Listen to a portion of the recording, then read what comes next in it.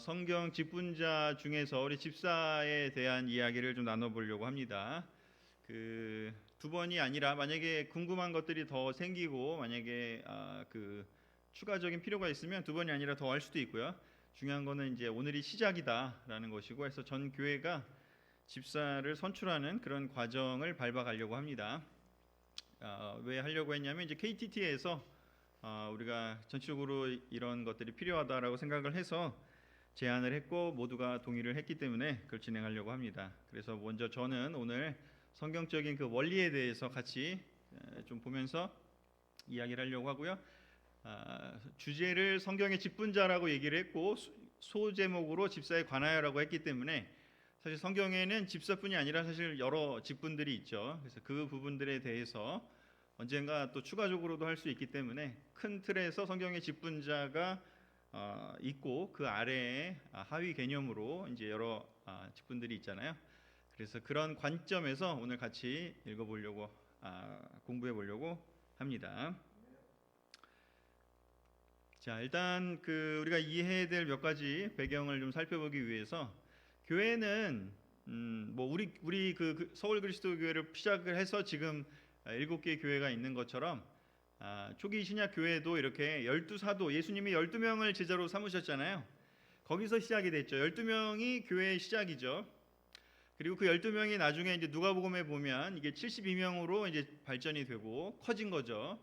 그리고 나서 이제 아까 잠깐 그 앞에서 얘기했지만 예루살렘 교회가 이제 오순절 그 놀라운 성령 강림의 사건을 통해서 3,000명이 세례받고 또 5,000명이 세례받고 점점 이게 커지게 되죠.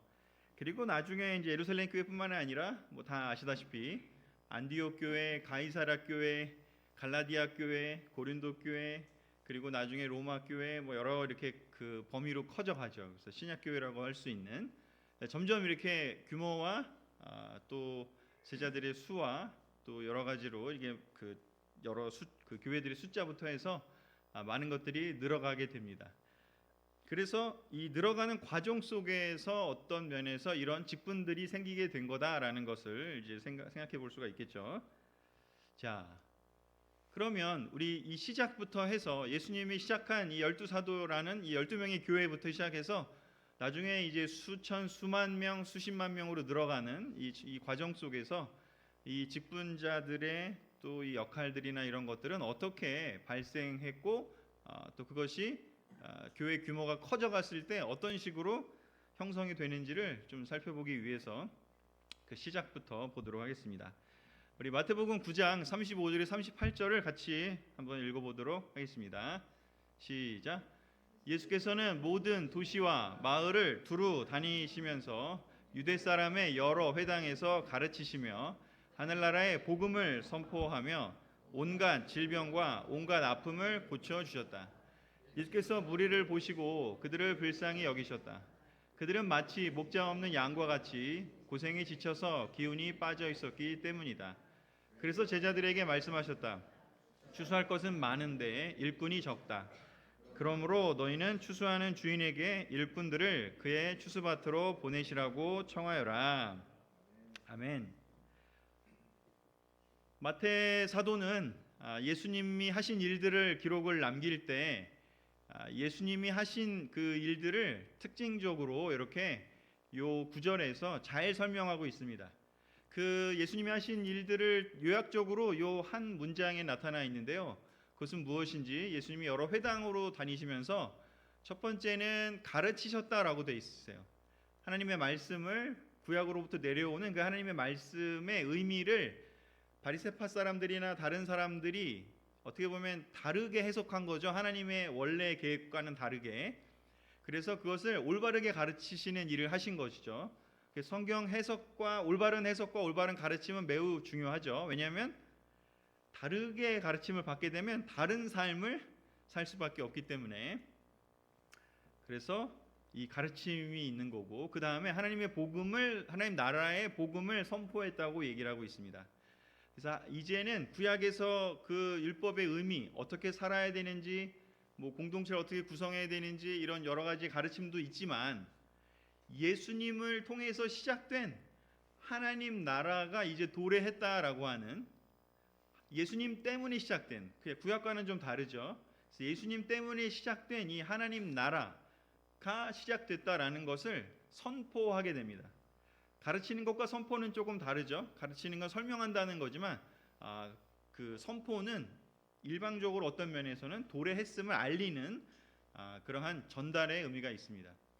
그래서 하나님 나라가 이제 시작됐다, 예수님을 통해서 라고 하면서 이것이 바로 복음이죠. 예수님으로부터 시작된 하나님 나라, 이게 복음이고 그것을 선포하는 일을 하신 것이죠. 그래서 이 복음을 듣고 하나님 나라에 들어오라고 선포는 초대하는 역할을 합니다.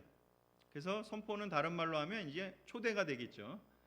한자로 하면 전도가 될 거고요. 그래서 그런 차원이 있고요. 세 번째는, 그러면 잘 가르쳐주고 하나님 나라에 들어오라고 했어요. 근데 와가지고 무엇을 하느냐, 그럼 우리에게 무슨 유익이 있느냐를 생각해 볼 때, 온갖 질병과 온갖 아픔, 우리가 하나님 말씀 없이 살 때 겪게 되는 온갖 육체적인 또한 심리적인 영적인 그런 질병과 아픔들이 있는 거죠. 그렇지 않습니까? 하나님 말씀 없이 살면 우리가 육체적으로 또 정신적으로 그리고 영적으로 질병과 아픔이 생길 수밖에 없습니다. 그래서 하나님 말씀을 올바르게 잘 배우고 또한 하나님 나라에 들어가서 그 복음 선포를 받아들이고 예수님과 관계가 생기게 되면 실질적인 이러한 삶의 힐링이 일어나게 된다라는 것을 알 수가 있습니다. 이러한 실질적인 변화가 있기 때문에 사람들이 이 하나님 나라에 들어오고 예수님의 말씀 배우는 것이 즐거운 일이죠. 그런 게 없으면 재미있겠습니까? 왔는데 맨날 일만 시켜 재밌겠습니까? 가르치시고 선포했는데 그 다음에 하는 일은 굉장히 막 억압적이야. 그러면 하시겠어요? 그렇지 않죠? 그래서 사실 이 질병과 온갖 아픔은 고쳐주는 것은 굉장히 중요한 일이었던 것이죠. 그래서 이런 가르침을 하셨을 때 이제 사람들을 초대하고 사람들이 많이 이렇게 이 복음에 반응하게 된 일을 이제 알 수가 있고, 12명, 72명, 그리고 더 많은 사람들이 이제 듣게 된 거죠. 근데 그리고 나서 이런 이야기를 하시고 예수님이 뭐라고 얘기하시냐면, 이제 추수할 것이 많다. 이렇게 하나님 말씀이 가르쳐지고 또 선포되고 복음이 선포되고 또 많은 어떤 삶의 변화들이 일어나는 걸 보게 되면 사람들이 점점 많아질 거 아니에요. 그리고 계속해서 그 많아지면 그러면 어떻게 되냐? 예수님만 계속 일하시고 나머지는 그냥 잘 듣고 잘 낫고 재밌으면 예수님만 계속 일하는 상황이 되겠죠. 그래서 그런 게 아니라 예수님이 얘기하시는 것은 3년의 시간이 흐르고 난 후에는 이제 예수님 떠나실 거고, 이제 그 예수님이 했던 그 역할을 다른 사람들이, 즉 제자들이, 교회가 그 일을 하기를 바라셨습니다. 그래서 교회 안에는 추수할 대상이기도 하지만 그 추수할 사람들이 또 어떻게 변해야 되느냐? 일꾼이 되기를 원하신 거죠. 세례받았는데 계속해서 그냥 수동적인 상태로만 있다면, 일꾼이 되지 않고 수동적인 상태로만 있다면 교회가 성장하지 못할 뿐더러 그 사람에게도 별로 좋지 않겠죠. 우리가 뭐 애를 낳는데 아기가 계속 그냥 젖만 먹고 성장하지 않아요. 물론 젖을 먹으면 성장하겠죠. 이유식도 먹으면 성장하겠죠. 하지만 성장해서 자기 스스로 일을 하고 또한 다른 사람들을 도울 수 있는 그런 일꾼이 되는 그런 과정을 거치지 않는다면 아마 우리는 굉장히 부모로서 아마 걱정을 할 수밖에 없을 겁니다. 그래서 이렇게 예수님의 사역을, 이런 그 세계의 큰 사역과 그리고 나서 그것을 사람들이 맡게 될 먼 미래에까지도, 이 당시부터 해서 먼 미래에 이르기까지 예수님이 계획하신 것들이 이 구절 안에, 세 절의 구절 안에 어떻게 보면 다 들어있다라고 할 수가 있습니다.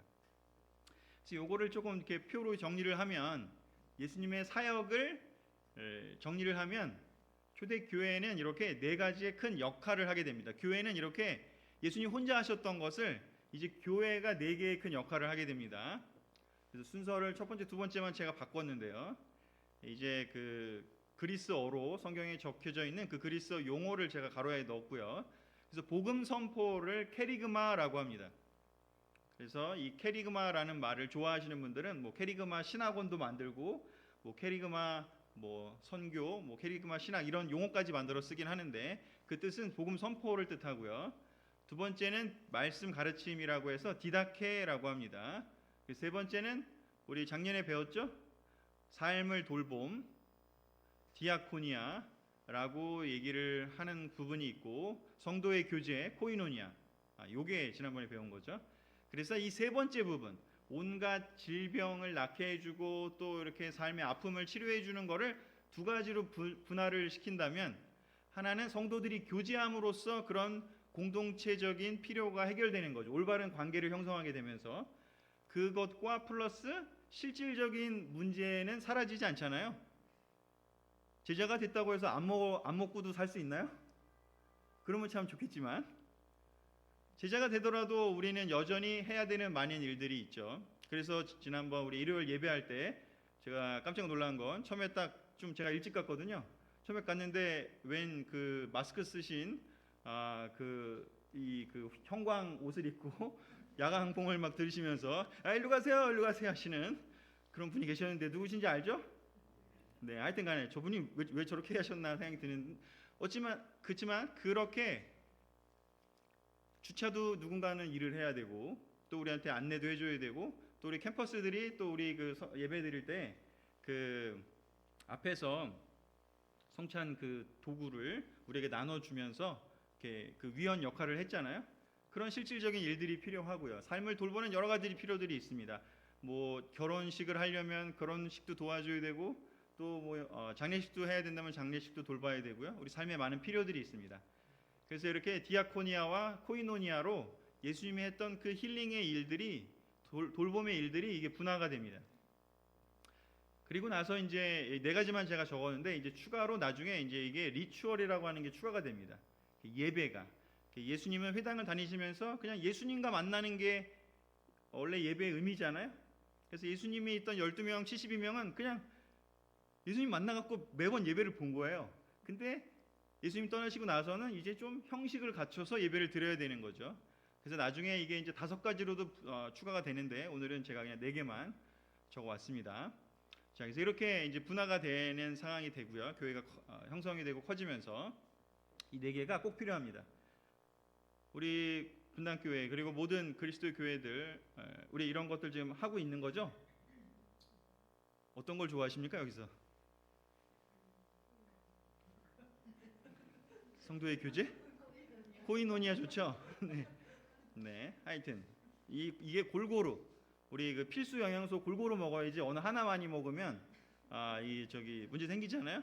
영양소가 골고루 있어야 되는 것처럼 교회는 이 다양한 일들이 잘 이루어져야 합니다. 자, 그래서 이렇게 이제 교회가 커지면서 이제 생긴 게, 예수님 혼자 하셨던 것들을 이제 여러 명이 나누게 되고 이제 그런 상황이 된 건데, 그래서 이 직분이 분화가 되는 첫 번째 장면이 바로 사도행전 6장에 나와 있습니다. 교회, 즉 공동체의 성장에 따른 필요가 증가하면서 이제 직분도 생겨나게 되는 거죠. 자, 6장 1절에 4절 우리 잠깐 읽어보겠습니다. 시작. 이 시기에 제자들이 점점 불어났다. 그런데 그리스 말을 하는 유대 사람들이 히브리 말을 하는 유대 사람들에게 불평을 터뜨렸다. 그것은 자기네 과부들이 날마다 구호 음식을 나누어 받는 일에 소홀히 여김을 받기 때문이었다. 그래서 12사도가 제자들을 모두 불러놓고 말하였다. 우리가 하나님의 말씀을 전하는 일은 제쳐놓고 음식 베푸는 일에 힘쓰는 것은 좋지 못합니다. 그러니 형제자매 여러분, 신망이 있고 성령과 지혜가 충만한 사람 7을 여러분 가운데서 뽑으십시오. 그러면 그들에게 그 일을 맡기고 우리는 기도하는 일과 말씀을 섬기는 일에 헌신하겠습니다. 네, 점점 이제 사람들이 늘어나서 그리스 말을 하는 유대 사람, 뭐 지금으로 따지면 이제 영어를 하는 한국 사람, 뭐 이런 개념이죠. 그리고 한국말을 하는 한국 사람, 뭐 이런 식으로 우리 안에도 인터내셔널 미니스트리가 있는 것처럼 그 안에 이제 국제적인 그 당시의 흐름 때문에 이 헬레니즘이라고 해서 알렉산더 이후에 교류가 되게 많아졌거든요. 이 로마 시대에도. 그래서 이렇게 여러 사람들이 세례를 받다 보니까, 이국적인 사람들이 세례를 받다 보니까 이제 필요가 많아진 거죠. 그래서 이제 이렇게 과부들을 돌보는 그 구호를 하는 일이라는 것이 생겨났어요. 근데 여기 이제 번역이 조금 어떻게 보면 이렇게 우리가 하나님 말씀을 전하는 일은 제쳐놓고서 음식 베푸는 일에 힘쓰는 것은 좋지 못합니다라고 나와 있는데, 사실 이 좋지 못하다는 표현은 올바른 번역은 아닌 것 같아요. 하나님 말씀을 전하는 일은 좋은 거고 음식 베푸는 일은 나쁜 거고 열등하고 그런 개념은 아니잖아요. 그냥 하나님 말씀을 하는 일을 못하고 음식 베푸는 일에 너무 많은 에너지를 쓰게 되는 게 그게 좋지 않은 거지. 이 두 개가 이게 어떻게 보면 열등, 열위 뭐 이런 개념은 아니라는 것이죠. 그래서 이제 사람들이 많아지다 보니, 즉 아까도 제가 여기서 얘기한 것처럼 복음 선포와 말씀 가르침이 많아졌는데 나중에 사람이 많아지니까 삶을 돌보고 교제하는 일에 더 많은 포커스가 가다 보니 복음 선포와 말씀 가르침이 줄어들게 되는 이제 상황이 생긴 거죠. 그래서 이 일을 그러면 12사도가 그 일을 다 할 수 없기 때문에 이제 다른 사람들을 그 일을 할 수 있도록, 그 일이 나쁜 것도 아니고 열등한 것도 아니고 필요하기 때문에, 그죠? 삶을 돌보는 일이 필요했기 때문에, 그래서 공동체가 더 성장하기 위해서는 이 일들을 추가적으로 해야 됐습니다. 그래서 성령과 지혜가 충만한 사람 7을 뽑으라고 했어요. 이 일을 할 사람을. 근데 여러분, 우리 그리스도 교회가 추구하는 것은 기본적으로 모든 제자가 동등하다라는 거 아닙니까? 그러면 7사람은 신망이 있고 성령과 지혜가 충만한 사람 뽑으라고 했는데, 그럼 7명을 제외한 나머지 분들은 성령과 지혜가 덜 충만한 사람인가요? 그런 거랑 전혀 상관이 없죠. 그래서 뭔가 영적으로 뭔가 이렇게 더 뛰어나고 더 놀라운 사람을 뽑았다는 개념으로 이해하시면 안 되고, 그냥 모두가 신망을 받아야 되고 모두가 성령과 지혜가 충만해야 되는데, 그 중에서 이 특별한 일을 하기 위해 적합한 사람 7명을 뽑아라 라는 뜻으로 이야기를 한 겁니다. 절대 이렇게 위계 개념으로 받아들이시는 것은 좋지 않습니다. 그래서 이 일을 나누어서 하게 되면 사도들이, 즉 케리그마와 디다케 일을 할 사람들은 그 일에 전념할 수 있게 된다는 거죠. 골고루 일을 할 수 있게 된다는 거죠. 그래서 여기에 처음으로 7명이 뽑히게 됩니다. 이 사도행전 이 장면에서는 집사라는 말은 나오지 않습니다. 그렇죠? 이때 당시만 해도 이게 하나의 직분으로 간주되지는 않은 겁니다. 나중에 이제 더 커지면서 교회가 더 전파되고 아까 보여드린 것처럼 점점 더 많아지다 보니 이게 이제 그런 어떤 제도화가 되는 과정 속에서 실제로 성경 책에도 서신서나 목회서신 이런 데 보면 이제 그 집사라는 명칭이 생기게 되는 거지만, 여기만 해도 그 이름이 중요한 건 아니었다라는 거죠. 정말 중요한 건 뭐죠? 그 역할이 되고 있는 것이죠. 삶을 돌보는 역할이 되고 있는 게 중요하다. 왜냐? 그래야 교회가 건강하게 성장하니까. 아까 처음에도 얘기했지만 맨날 설교 듣고 맨날 성경 공부해요. 근데 아무도 안 돌봐줘. 그런 교회 다니시겠습니까? 다니실 것 같네요. 아멘. 훌륭하십니다. 아마 뭐 재미없을 가능성도 크고 이게 뭐야라고 할 거예요. 왜냐하면 아까 처음에 예수님 사역 보여드린 것처럼 이렇게 아픔이 치료되고 질병이 치료되고 뭔가 채워짐이 있어야 그게 반복해서 더 갈 수 있는 것이죠. 아무리 탄수화물 먹으면 살찐다고 해도 탄수화물 먹어야 되지 않습니까? 단백질하고 지방만 먹으면 되겠습니까? 그게 아무리 좋은 거라고 해도 골고루 먹어야 되겠죠? 네, 그래서 어찌됐건 이렇게 교회가 성장에 따른 필요가 생겨서 직분이 분화됐습니다. 즉 집사의 등장은 무엇인가? 바로 교회 내부의 필요를 채우는 역할을 하기 위해서 생겨진 겁니다. 말씀 전파와 기도와 가르침이 사람들을 더 많이, 외부의 사람들을 더 많이 크리스찬이 되도록, 즉 구원받는 사람들이 늘어나도록 하는 데 도움이 된다면, 이 집사의 역할은 바로 봉사이고 필요 채움이고 내부 교제, 코이노니아를 돕는 또 중요한 일이 되는 것이죠. 그래서 이것이 함께 결합이 됐을 때 교회가 더 성장할 수 있게 된 거죠. 그래서 바로 이런 맥락 하에서 집사의 역할이 등장하게 됐다라는 것을 볼 수가 있습니다. 그래서 뽑힌 사람이 7명이 됩니다. 성경에 사도행전의 기록에 이름이 명시가 돼 있어요. 스데반, 빌립, 그리고 뒤에 니골라까지. 근데 우리가 이 중에서 이 사람들이 대부분 다 그리스식 이름이라고 그래요. 이 사람들이. 그래서 바로 아까도 얘기했죠. 성령과 충만한 지혜가 충만한 사람들이지만 모두가 다 그리스 이름을 가진 사람이 됐다라는 건 뭘까요? 그리스 과부들을 돕기 위한 필요 때문에 이들이 뽑힌 거죠. 다른 사람이 될 수도 있었지만 그리스 사람을 우리가 인터내셔널 안 돕고 싶은 사람이 어디 있습니까? 영어가 안 돼서 그렇지. 안 그럽니까? 그런 것처럼. 그래서 뭔가 더 뛰어난 사람이 됐다라기보다는 그 일을 할 수 있기에 적합한 재능이 있는 사람, 은사가 있는 사람이 뽑힌 겁니다. 그런데 이 중에 3명이 기록을 하고 있는데 첫 번째 스데반은 뽑히고 나서 얼마 안 있다가 사도행전 7장에서 순교하는 장면이 나옵니다. 다 아시죠? 네, 그리고 나서 이제 빌립은 사도행전 21장에 보면 가이사랴 지방으로 이동을 하게 됩니다. 즉 예루살렘 교회에서는 집사 역할을 했는데 사도행전 21장 8절은 뭐라고 얘기 나오냐면 이벤젤리스트 빌립이라고 나옵니다.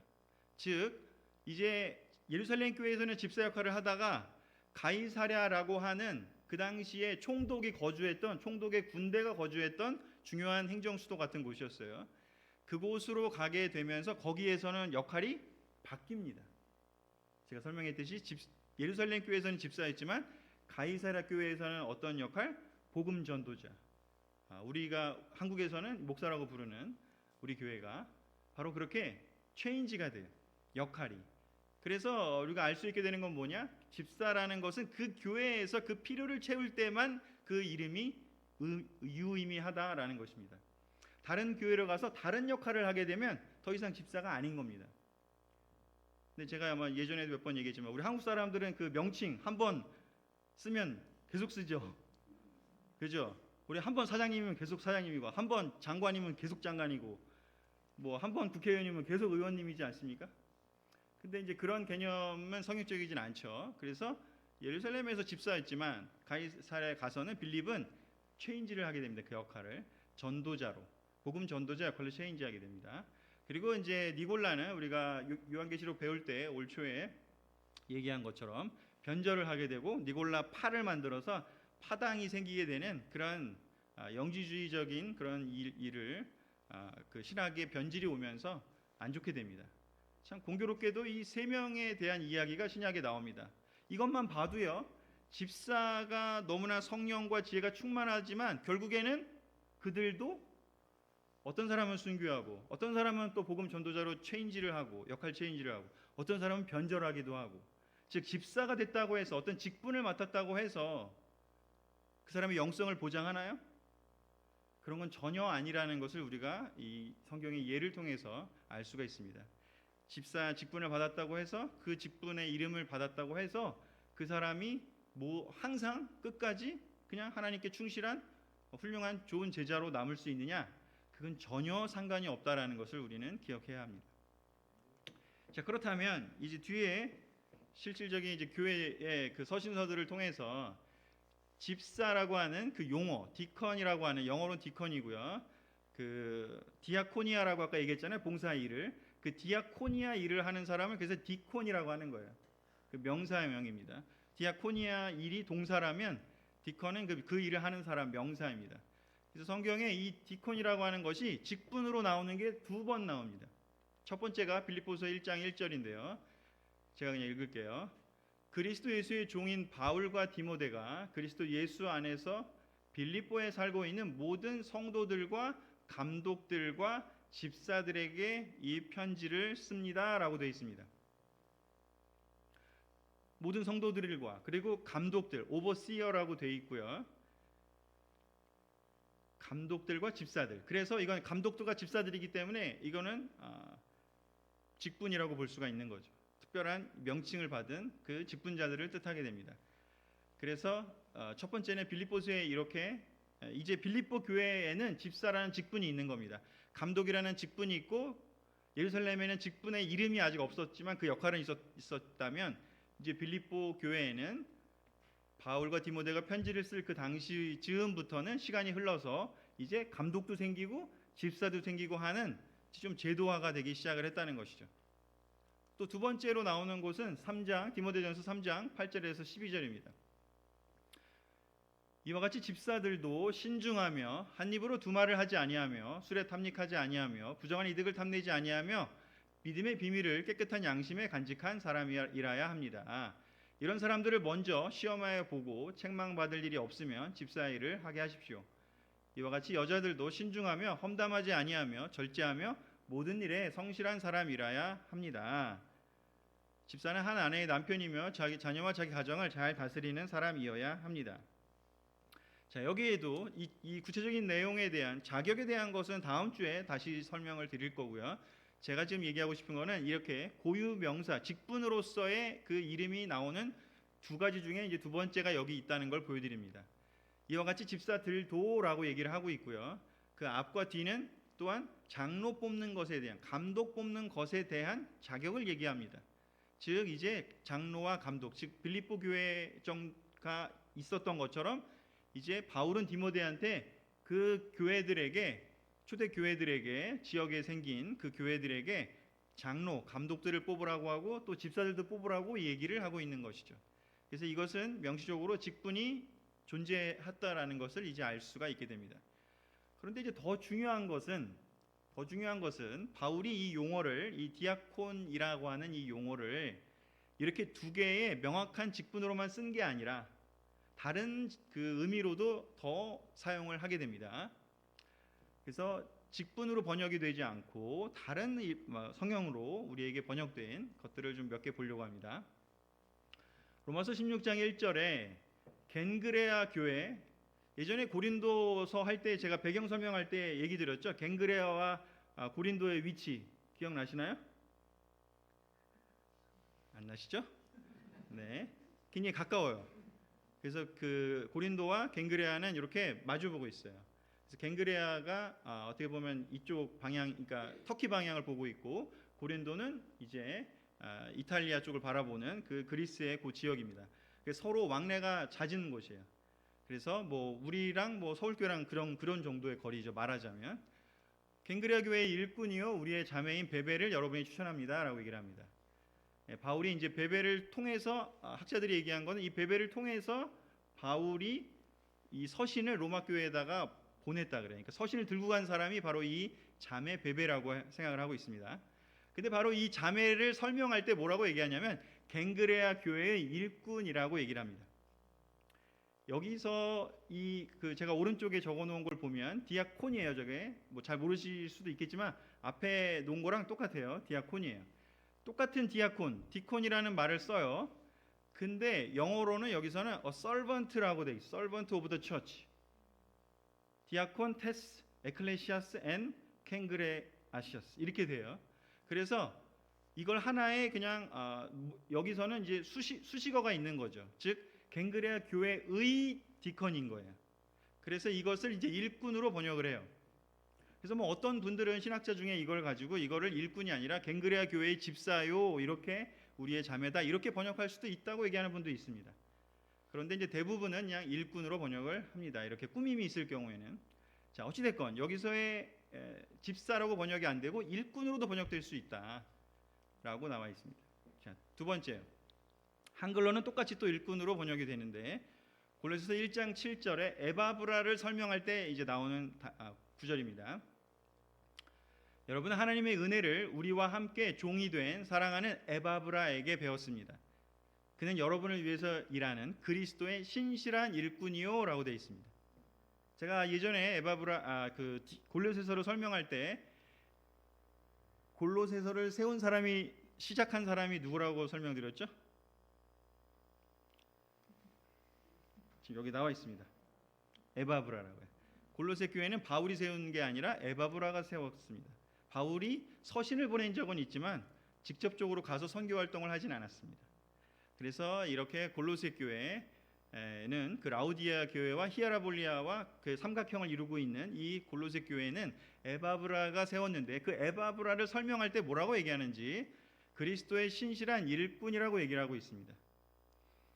여기서의 제가 오른쪽에 적어놓은 것처럼 디아코노스, 크리스투, 메온, 히프로 이렇게 돼 있어요. 그래서 여기도 그리스도의 신실한 일꾼, 영어로 보면 a faithful minister of church라고 돼 있어요. 신실한 여기는 minister라고 표현해요. minister. 우리나라에서 미니스터란 말을 쓰는데 어디에 쓰죠? 장관을 미니스터라고 하죠.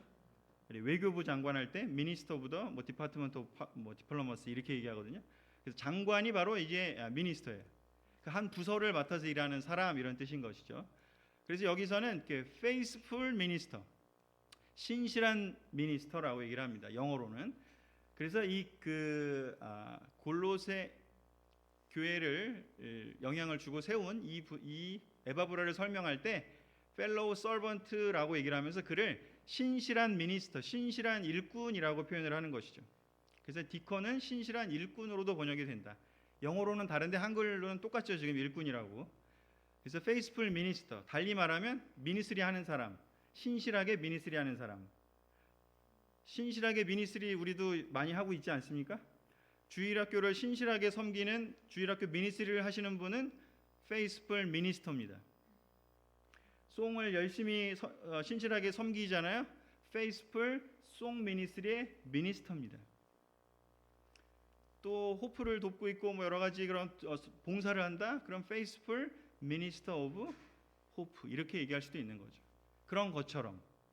그리고 우리 교회의 행정이랑 그런 어떤 재정을 담당한다고 하면 faithful ministry 어떤 미니스트리? 행정 미니스트리의 미니스터가 될 수가 있는 거죠. 그런 것처럼. 그래서 에바브라 그렇게 설명합니다. 이거 외에도 몇 개가 더 있는데 제가 시간 관계상 다 적어오진 않았고요. 골로새서 4장에 보면 추가로 두기고에 대해 설명할 때도 비슷하게 얘기를 하고요. 심지어 다른 고린도서나 이런 데 보면 바울 스스로도 자기를 디컨이라고 설명하는 그 내용이 나옵니다. 자기 스스로도 일꾼이라고. 섬기는 사람이다. 미니스터 섬기는 사람이거든요. 그래서 섬기는 사람이다. 또 다른 말로는 종으로도 번역할 수가 있습니다. 섬기는 일꾼이다 보니까.